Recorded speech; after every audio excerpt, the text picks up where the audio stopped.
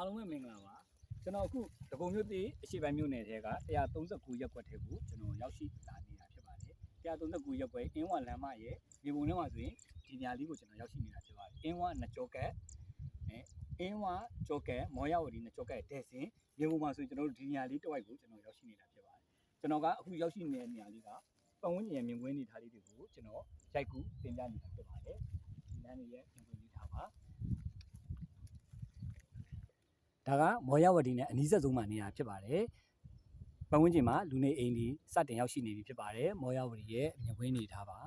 ။ဒါကမော်ရဝတီရဲ့နှစ်ကျောကွက်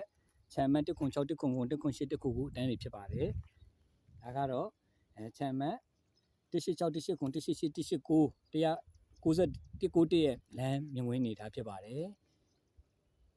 39ရက်ွက်ဒီအခုချိန်ခါမှာစတင်ပြီးတော့မှဝယ်ယူထားရတော့မယ့်နေရာဖြစ်နေပါတယ်။ရွှေပေါက်ကန်လမ်းမကြီးကလည်း131ရက်ွက်အတွက်ခင်းကျင်းထားပြီးဖြစ်တဲ့အတွက်139ရက်ွက်ကအခုချိန်မှာဆိုရင်အဝင်အထွက်အများဆုံးတာတဲ့ရက်ွက်တစ်ခုတည်းမှာသူပါဝင်နေပြီဖြစ်ပါတယ်။ဈေးနှုန်းအားဖြင့်လည်းဒဂုံရှိရဲ့တချို့သောကွင်းတွေရဲ့မြေကွက်ရဲ့ဈေးနှုန်းတဝက်သာပဲရှိနေတာဖြစ်တဲ့အတွက်139ရက်ွက်မှာရင်းနှီးမြှုပ်နှံဖို့အခုချိန်ကတော့အထူးတင်ရော်သောအချိန်ခါကောင်းဖြစ်ပါတယ်။ကျေးဇူးတင်ပါတယ်။